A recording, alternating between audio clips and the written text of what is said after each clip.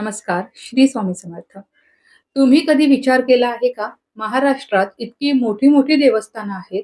कोट्यावधी रुपयांची देणगी येते. लाखो लोक येतात. पण तरीही काही मंदिरांबद्दल लोक फक्त ठीक आहे एवढंच म्हणतात. आणि काही मंदिरांबद्दल लोक स्वतःहून सांगतात, एकदा तरी तिथे जाऊन या. शेगावचं नाव त्यात सगळ्यात वर घेतलं जातं.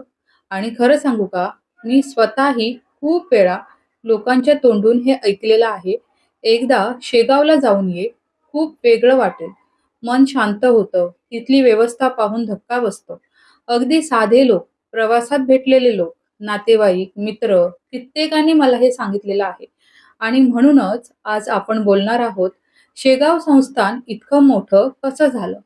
एक छोट्याशा गावातलं मंदिर आज संपूर्ण महाराष्ट्रात इतकं प्रसिद्ध कसं काय झालं असेल? यामागे फक्त भक्ती आहे की त्यामागे व्यवस्थापनाचं एक मोठं मॉडेल उभं आहे? श्री गजानन महाराज मंदिर आणि श्री गजानन महाराज यांचं नाव आज महाराष्ट्रात घराघरात पोहोचलेलं आहे. पण एक गोष्ट लक्षात घ्या, प्रसिद्धी मिळवणं वेगळं आणि लोकांच्या मनात जागा निर्माण करणं वेगळं. शेगावने लोकांच्या मनात जागा निर्माण केली. कारण इथे फक्त देवदर्शन नाही तर अनुभव मिळतो असं लोक म्हणतात. आणि हे मी स्वतःही अनेकांकडून ऐकलेलं आहे. शेगावला गेल्यावर काहीतरी वेगळी शांतता जाणवते. संस्थानाची सुरुवात 1908 मध्ये झाली असं सांगितलं जातं. त्या काळी ना मोठे उद्योग होते, ना करोडोंची देणगी, ना सोशल मीडिया. फक्त भक्ती होती आणि सेवाभाव होता. हळूहळू भक्त वाढू लागले, लोक दुरून येऊ लागले आणि मग मग एक प्रश्न उभा राहिला, इतक्या लाखो भक्तांची व्यवस्था कशी करायची? इथे नाव येतं शिवशंकर भाऊ पाटील यांचं. वयाच्या अवघ्या 18व्या वर्षी त्यांनी संस्थानाच्या कामात प्रवेश केला आणि पुढची अनेक दशकं त्यांनी आयुष्य संस्थानासाठी वाहिलं. लोक त्यांना फक्त ट्रस्टी म्हणत नव्हते, तर कर्मयोगी म्हणत होते. कारण त्यांनी मंदिर फक्त चालवलं नाही, तर व्यवस्थापनाचा एक आदर्श उभा केला. तुम्ही जर भारतातली अनेक मोठी मंदिरं पाहिली असतील, तर तुम्हाला काही गोष्ट कॉमन दिसतील. व्ही-आय-पी लाईन, पैशांवर आधारित सुविधा, गोंधळ, अस्वच्छता. पण शेगावमध्ये लोकांना वेगळंच काहीतरी दिसतं. शिस्त, शांतता, स्वच्छता, सेवाभाव. आणि म्हणूनच लोक परत आल्यावर दुसऱ्याला सांगतात, एकदा तरी शेगावला जाऊन या. आणि खरं सांगायचं तर शेगाव प्रसिद्ध झालं ते जाहिरातींमुळे नाही, लोकांनीच ते प्रसिद्ध केलं. एका भक्ताने दुसऱ्याला सांगितलं, त्याने पुढे दुसऱ्याला सांगितलं आणि तिथून लाखो लोकांपर्यंत हे नाव पोहोचलं. हा विश्वास पैशाने विकत घेता येत नाही. आता अनेक लोकांच्या मनात एक प्रश्न येतो, एवढा पैसा येतो मग तो जातो कुठे? आणि हा प्रश्न योग्यही आहे. कारण लोक श्रद्धेने देणगी देतात. पण शेगाव संस्थानने हा पैसा फक्त सोने, चांदी वाढवण्यात खर्च केला नाही, तर भक्तांसाठी सुविधा उभ्या केल्या आहेत. लाखो भक्त येतात. जर प्रत्येकाला महागड्या हॉटेलमध्ये राहावं लागलं असतं, तर गरीब माणूस दर्शनाला आलाच नसता. म्हणून संस्थानाने स्वच्छ भक्त निवास उभं केलं, कमी दरात खोल्या दिल्या आणि सगळ्यात महत्वाचं म्हणजे शिस्तबद्ध व्यवस्था निर्माण केली. यानंतर येतं अन्नछत्र.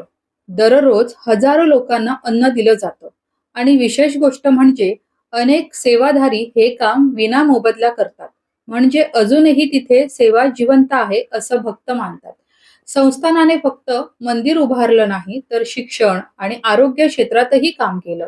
शैक्षणिक संस्था, इंजिनिअरिंग कॉलेज, आरोग्य सेवा म्हणजे भक्तांच्या पैशातून फक्त पूजा नाही, तर समाजकारणही उभं राहिलं. आणि मग आलं आनंद सागर. 2005 मध्ये तयार झालेला हा प्रकल्प फक्त पर्यटन स्थळ नाही, तो शेगावच्या विचारांचा चेहरा बनला. शेकडो एकरांवर उभा असलेला हा प्रकल्प म्हणजे पर्यटन, रोजगार, पाणी व्यवस्थापन आणि आध्यात्मिक वातावरण यांचा संगम आहे. पण लोकांना सर्वात जास्त धक्का कोणती गोष्ट देत ते माहितीये? स्वच्छता. हो, स्वच्छता.